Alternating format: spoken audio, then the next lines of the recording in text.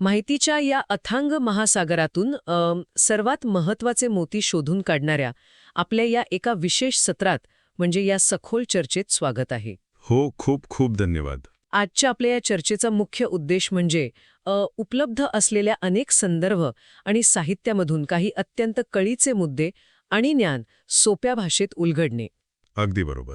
आणि आज आपण एका अशा विषयावर बोलणार आहोत जो मुळात शेकडो वर्षांपूर्वी लिहून ठेवला गेलाय, पण आजच्या या आपल्या धावपळीच्या आणि ओव्हर थिंकिंगने भरलेल्या आयुष्यासाठी तो खूप एका अचूक मॅनेजमेंट गाईडसारखं काम करतो. हो, अगदी तसाच.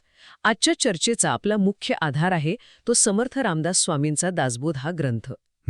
आणि यातून आपण दोन अत्यंत महत्वाच्या पण तितक्याच गैरसमज झालेल्या संकल्पनांवर बोलणार आहोत, त्या म्हणजे विवेक आणि वैराग्य.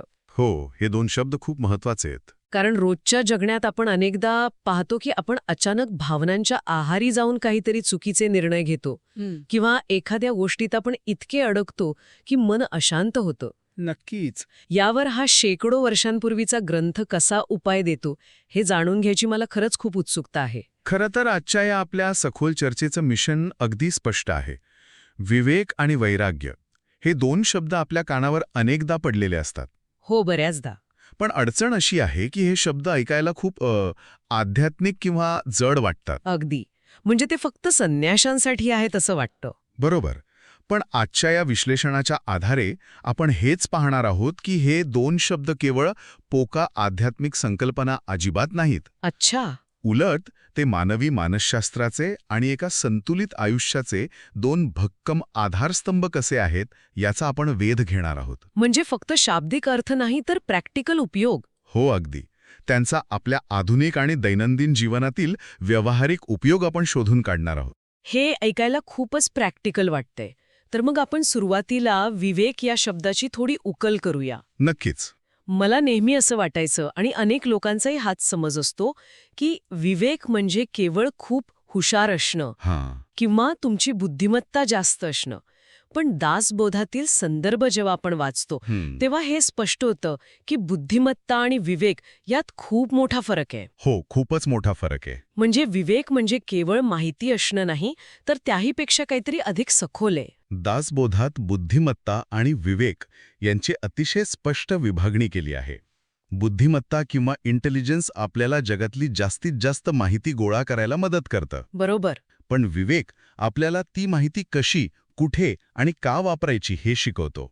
रामदास स्वामींनी याला सार असार विचार असं म्हटलं आहे. सार असार विचार म्हणजे काय महत्वाचं आहे आणि काय निरुपयोगी आहे. अगदी तसंच. काय सार आहे आणि काय असार म्हणजे हानिकारक आहे यातील अगदी स्पष्ट ओळख.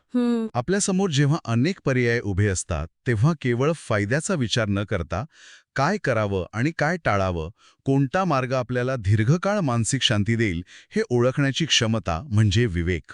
म्हणजेच बुद्धिमत्ता तुम्हाला एखादी गोष्ट कशी मिळवायची हे सांगेल, पण विवेक तुम्हाला ती गोष्ट खरंच मिळवण्यासारखी आहे की नाही हे सांगेल. अगदी योग्य. जर आपण याला आजच्या संदर्भात पाहिलं तर विचारपूर्वक निर्णय घेण्याची जी एक फिल्टरिंग सिस्टीम आपल्या मेंदूत असते त्याला आपण विवेक म्हणू शकतो. हे खूप छान उदाहरण दिलंय. दासबोधातील संदर्भानुसार विवेक हा आपल्या आत बसलेला एक कायमस्वरूपी निरीक्षक आहे. एक निरीक्षक. हो, याला आपण अंतर्मनाचा न्यायाधीश किंवा इनर जज म्हणू शकतो. अच्छा, इनर जज. हां, या न्यायाधीश आपल्या आत सतत जागृत असायला हवा, कारण तो आपल्याला सतत काही कठोर पण आवश्यक प्रश्न विचारत असतो. कोणते प्रश्न? जसं की मी आता जे काही करत आहे किंवा बोलत आहे ते खरंच योग्य आहे का? याचा भविष्यात माझ्यावर किंवा इतरांवर काय परिणाम होईल? बापरे, हे खूप डीप आहे. आणि सर्वात महत्त्वाचं म्हणजे माझा हा निर्णय कुठल्या तरी तात्पुरत्या भावनेत किंवा रागात वाहून जाऊन तर घेतलेला नाही ना, हा प्रश्न तो विचारतो. पण इथेच एक खूप रंजक गोष्ट समोर येते. कोणती? आपण सगळेच माणसं आहोत आणि हा जो अंतर्मनाचा न्यायाधीश आहे तो बऱ्याचदा सुट्टीवर गेलेला असतो. हो, अगदी खरंय. जेव्हा हा विवेक नसतो तेव्हा नेमकं काय होतं? या ग्रंथाचा मूळ गाभा याविषयी काय सांगतो? हाच तर या संपूर्ण संकल्पनेचा गाभा आहे. दासबोधात हे अत्यंत स्पष्टपणे सांगितलं आहे की जेव्हा विवेक नसतो किंवा तो झोपलेला असतो तेव्हा माणूस पूर्णपणे भावनेचा गुलाम होतो. म्हणजे निर्णय भावना घेतात. हो, जेव्हा विवेक नसतो तेव्हा आपले निर्णय घेण्याची सूत्रे आपली बुद्धी चालवत नाही तर आपला राग, आपली भीती किंवा आपला अहंकार चालवतो. हे खूप भयंकर आहे. विचार करा, जेव्हा राग एखादा निर्णय घेतो तेव्हा आपण नेहमीच समोरच्याला दुखावणारे शब्द बोलतो आणि नंतर पश्चाताप करतो. हो, आपण सगळेच हे कधी ना कधी करतो. जेव्हा भीती निर्णय घेते तेव्हा आपण आयुष्यात पुढे जाण्यासाठी आवश्यक असलेली योग्य जोखीमही घेत नाही. आणि जेव्हा अहंकार निर्णय घेतो तेव्हा आपण स्वतःचंच नुकसान करून घेतो. रामदास स्वामी म्हणतात की विवेकाशिवाय माणसाकडे असलेलं नुसतं पुस्तकी ज्ञान हे पूर्णपणे व्यर्थ आहे. म्हणजे ज्ञानाचा योग्य वापर करण्यासाठी विवेकाची जोड असणं अनिवार्य आहे. अगदी. थोडक्यात सांगायचं तर विवेक म्हणजे आपल्या आयुष्याला मिळणारी एक स्पष्ट दिशा. हे खरंच विचार करायला लावणार आहे. आपण एखादा रागाचा ईमेल टाईप करतो आणि सेंड करण्यापूर्वी तो पुसून टाकतो. तो थांबवणारा क्षण म्हणजेच विवेक. हो, तोच. तो न्यायाधीश. विवेक म्हणजे दिशा हे सूत्र खूपच चपखल आहे. आता आपण यातील दुसऱ्या अत्यंत महत्वाच्या संकल्पनेकडे वळूया, ती म्हणजे वैराग्य. हां, वैराग्य. जर विवेकामुळे दिशा मिळत असेल तर मग वैराग्य कशासाठी? मला वाटतं वैराग्य या शब्दाबद्दल आपल्या समाजात खूप मोठा गैरसमज आहे. खूपच मोठा गैरसमज आहे. वैराग्य म्हटलं की लगेच डोळ्यासमोर येतं ते सगळं घरदार सोडून देणं, संन्यास घेणं. आणि हिमालयात निघून जाणं. हो, बहुतांश लोक वैराग्याला एक पळवाट समजतात. आणि हाच गैरसमज दूर करणं आजच्या काळात अत्यंत गरजेचं आहे. दासबोधात वैराग्याचा अतिशय अचूक अर्थ समजावून सांगितला आहे. तो काय आहे? वैराग्य म्हणजे जग सोडणं किंवा जबाबदाऱ्या झटकून पळून जाणं असं अजिबात नाही. उलट जडात पूर्ण ताकदीने राहूनही जगाच्या भौतिक प्रभावाखाली न जाणं. म्हणजे जगात राहायचं पण अडकायचं नाही. अगदी बरोबर. मूळ लेखनानुसार वैराग्य म्हणजे आसक्ती कमी करणं किंवा डिटॅचमेंट. आसक्ती कमी करणं. हो, आसक्ती म्हणजे एखाद्या गोष्टीमध्ये किंवा व्यक्तीमध्ये इतकं पूर्णपणे अडकून पडणं की त्या गोष्टीशिवाय आपण जगूच शकत नाही, अशी भावना निर्माण होणं. म्हणजेच गोष्टींचा उपभोग घ्या पण त्या गोष्टींचे गुलाम होऊ नका. बरोबर. तुमच्याकडे आलिशान गाडी असू द्या, पण त्या गाडीला ओरखाडा आला तर तुमचं जग उद्ध्वस्त झाल्यासारखं वाटू नये, ही जी मानसिक स्थिती आहे ती वैराग्य आहे. अगदी तंतोतंत. दासबोधात याची खूप सोपी उदाहरणे मांडली आहेत. जसं की तुम्ही खूप मेहनत करा, तुमच्याकडे भरपूर पैसा असू द्या, पण त्या पैशात तुमची ओळख अडकून पडू नये. समाजात तुम्हाला खूप मान सन्मान मिळू द्या, पण उद्या कोणी टीका केली तर त्या मान सन्मानावरच तुमचं जगणं अवलंबून नसावं. म्हणजे आपण आतून खचता कामा नये. हो, जीवनात सगळी सुखं मिळवा, पण ती सुखं हिरावून घेतली गेली तर तुम्ही आतून कोलमडून पडू नये. वैराग्य म्हणजे एक प्रकारची भावनिक लवचिकता. इमोशनल रेझिलियन्स म्हणता येईल याला. अगदी. पण प्रॅक्टिकली बघायला गेलं तर हे आचरणात आणणं खूपच कठीण आहे. स्तुती झाली की आपल्याला आनंद होतोच आणि टीका झाली की दुःख होतच. तो मानवी स्वभाव आहे. मग या मानसिक द्वंद्वाबद्दल दासबोध काय मार्गदर्शन करतो? रामदास स्वामी स्पष्ट करतात की जेव्हा आपली स्तुती होते तेव्हा हवेतनं उडणे आणि जेव्हा आपली निंदा होते तेव्हा पूर्णपणे खचून न जाणे हेच खरे वैराग्य आहे. बॅलन्स ठेवणं. हो, व्यवसायात एखादा मोठा नफा झाला तर त्यात उधळून जाऊन स्वतःला श्रेष्ठ न समजणे आणि कधी तोटा झाला तर आतून पूर्णपणे न तुटणे. ही जी मनाची एक अविचल स्थिरता आहे, ज्याला आपण इक्वॅनिमिटी म्हणतो, या स्थिरतेलाच खऱ्या अर्थाने वैराग्य म्हटलं आहे. म्हणजे वैराग्य ही दुःखाची अवस्था नाहीये. अजिबात नाही. ती एक अत्यंत प्रगल्भ आनंदाची अवस्था आहे, जिथे बाह्य परिस्थिती तुमच्या आतल्या शांतीवर नियंत्रण ठेवत नाही. जर विवेक म्हणजे योग्य निर्णय घेणं आहे तर मग लोक योग्य निर्णय घेऊनही दुःखी का असतात याचं उत्तर इथे मिळतं. हो, इथेच बहुधा वैराग्य कामाला येतं.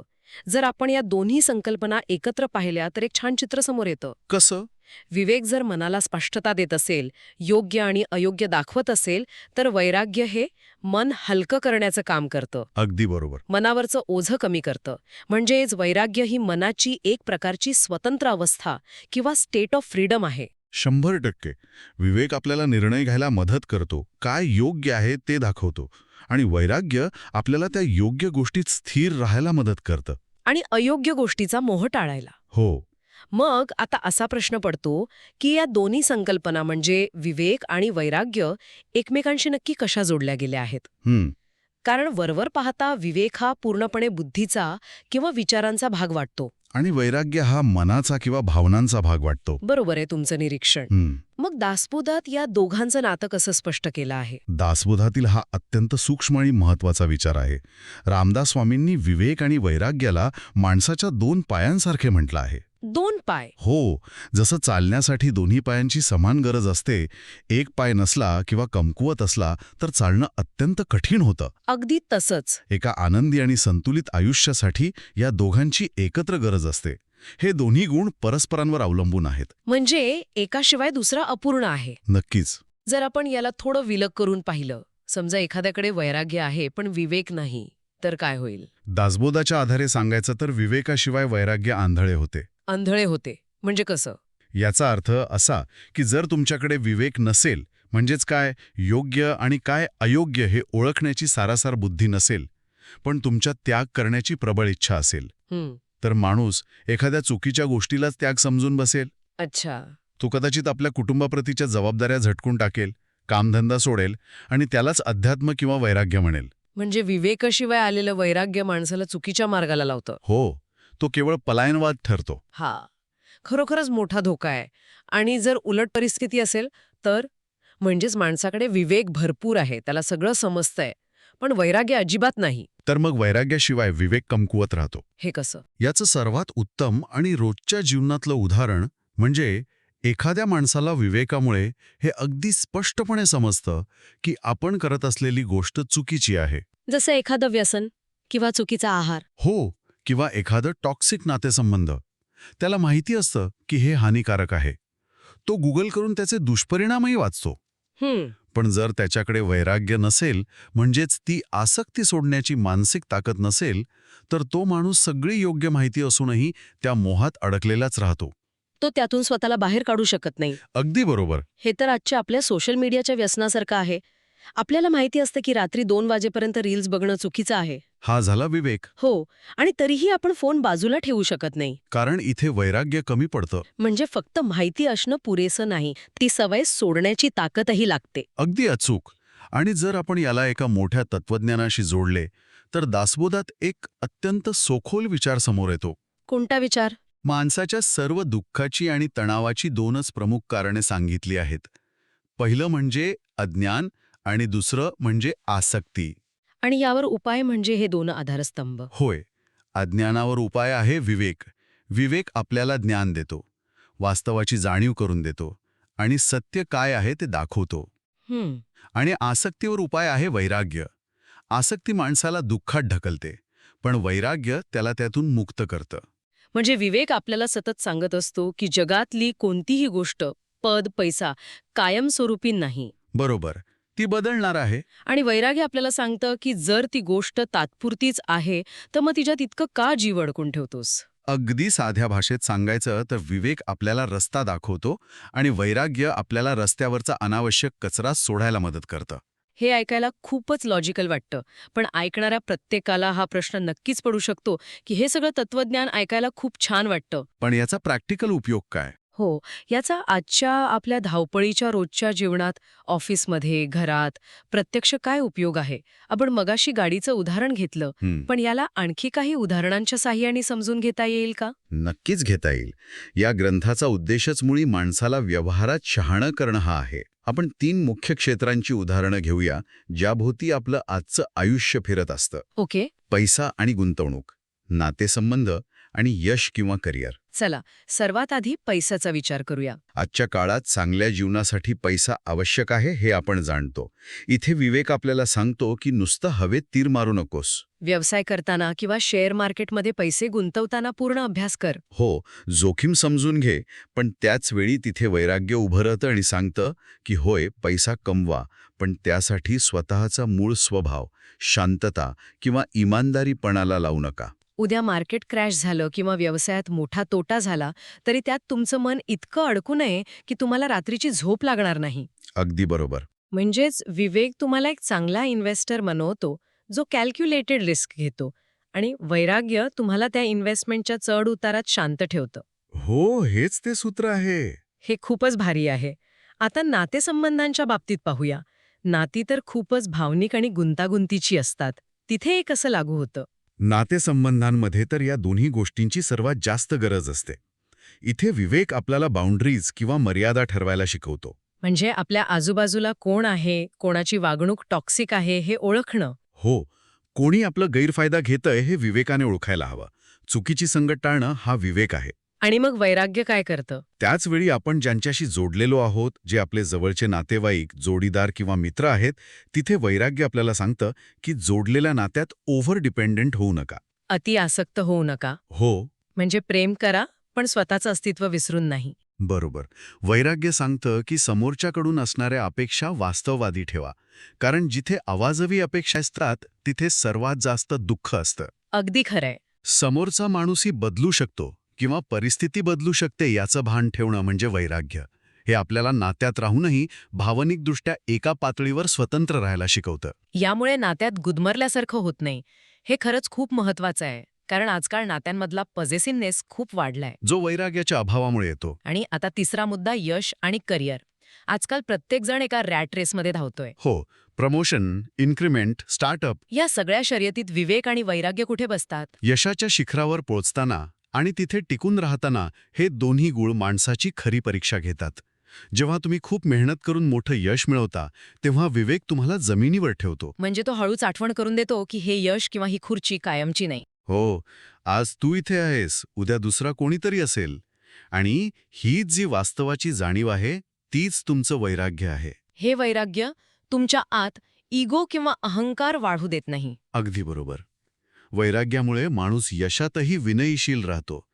आणि समजा उद्या अपयश आलं, तर तो डिप्रेशनमध्ये न जाता पुन्हा नव्याने शून्यातून उभा राहण्याची ताकद बाळगतो. वा, हे विश्लेषण खरोखरच सर्वसमावेशक आहे. म्हणजे दासबोध हा फक्त आध्यात्मिक ग्रंथ नसून तो एक लाईफ मॅनेजमेंट मास्टर क्लास आहे. नक्कीच आहे. आता आपण आजच्या या अत्यंत सखोल आणि रंजक चर्चेच्या निष्कर्षाकडे वळूया. आजच्या या साहित्यातून आणि आपल्या चर्चेतून जो अंतिम आणि प्रॅक्टिकल सार समोर आला आहे, तो मी थोडक्यात मांडण्याचा प्रयत्न करते. हो, सांगा. जर आपण सर्वांनी आपल्या आतला विवेक रोज थोडा थोडा वाढवलं, तर आपले निर्णय घेण्याची क्षमता एकदम स्पष्ट होते. विचारांमधला गोंधळ दूर होतो. आणि साहजिकच आपल्या हातून होणाऱ्या चुका कमी होतात. दुसरीकडे जर आपण वैराग्य म्हणजेच गोष्टींमधली आसक्ती कमी करायला शिकलो, तर आपलं सतत ओव्हरथिंकिंगने जड झालेलं मन हलकं होतं. बरोबर. भविष्याची किंवा काहीतरी गमावण्याची जी सततची भीती आपल्याला सतावत असते, ती भीती आणि दुःखाची तीव्रता खूप कमी होते. हेच या साहित्याचं मुख्य सूत्र आहे. अगदी तंतोतंत. दासबोधातील या सखोल तत्वज्ञानाचा अगदी एका वाक्यात अंतिम सारांश द्यायचा झाला तर तो असा देता येईल. कसा? विवेक म्हणजे विचारांची शुद्धता. तो आपल्याला आयुष्याच्या योग्य मार्गाची दिशा दाखवतो. आणि वैराग्य म्हणजे मनाची मुक्तता, जे आपल्याला त्या योग्य मार्गावर शांतपणे स्थिर राहून चालण्याची ताकद देतं. कोणत्याही मोहाला बळी न पडता. हो, हे दोन्ही गुण जेव्हा एकत्र येतात, तेव्हाच एक सामान्य माणूस आतून अत्यंत स्थिर, शांत आणि कोणत्याही कठीण परिस्थितीला सामोरे जाण्यासाठी मजबूत बनतो. या दोन्ही गोष्टी मिळूनच माणसाचं खऱ्या अर्थाने संतुलित व्यक्तिमत्व घडतं. अगदी बरोबर. हे खरोखरच अप्रतिम आणि डोळे उघडणार आहे. आज आपण खूप काही शिकलो आणि मला खात्री आहे की या चर्चेमुळे ऐकणाऱ्यांच्या बऱ्याच गोष्टींकडे बघण्याचा दृष्टिकोन बदलेल. मलाही तशीच आशा आहे. पण जाता जाता आजच्या या संपूर्ण विषयाला धरून मला एक अंतिम आणि थोडा विचार करायला लावणारा प्रश्न मांडायचा आहे, ज्यावर आपण सर्वांनी विचार करणं गरजेचं आहे. हो, नक्कीच सांगा. आजच्या या चर्चेतून आपण हे पाहिलं की विवेक आपल्याला योग्य मार्ग दाखवतो आणि वैराग्य आपल्याला कोणत्याही मोहात न अडकता त्या मार्गावर चालायला मदत करतं. पण जरा प्रॅक्टिकली विचार करूया. आजच्या या आधुनिक आणि अल्गोरिदमने चालणाऱ्या जगात, जिथे आपण सतत माहितीच्या महापुरात वाहत असतो, सोशल मीडियाच्या माध्यमातून सतत लोकांच्या प्रतिक्रिया आणि लाईक्सच्या गराड्यात असतो. हो, ज्या जगाची रचनाच मुळी आपल्याला जास्तीत जास्त आसक्त करण्यासाठी केली गेली आहे, अशा या जगात दररोजच्या जगण्यात आपला विवेक जागरूक ठेवून काय योग्य आणि काय अयोग्य हे ठरवणं जास्त कठीण आहे. की या सतत आकर्षित करणाऱ्या जगात स्वतःचं वैराग्य टिकवून ठेवून कशातही न अडकता आपलं मन शांत ठेवणं जास्त कठीण आहे. आणि सर्वात महत्वाचं म्हणजे असं का? हां, खरंच खूप महत्वाचा प्रश्न आहे. हा एक असा प्रश्न आहे ज्याचं उत्तर बाहेर कुठेही मिळणार नाही. ऐकणाऱ्या प्रत्येकाने स्वतःच्या आत डोकावून, स्वतःच्या सवयींकडे बघून या प्रश्नाचं उत्तर शोधायला हवं. अगदी बरोबर. स्वतःच शोधायला हवं. आजच्या या चर्चेवर विचार करण्यासाठी आपण थोडा वेळ घेऊया. आजच्या या सखोल आणि माहितीपूर्ण सत्रात सहभागी झाल्याबद्दल तुमचे खूप खूप धन्यवाद. धन्यवाद. आपण लवकरच भेटूया एका नवीन आणि तितक्याच रंजक विश्लेषणासह. तोपर्यंत विचार करत रहा आणि स्वतःचा विवेक जागृत ठेवा.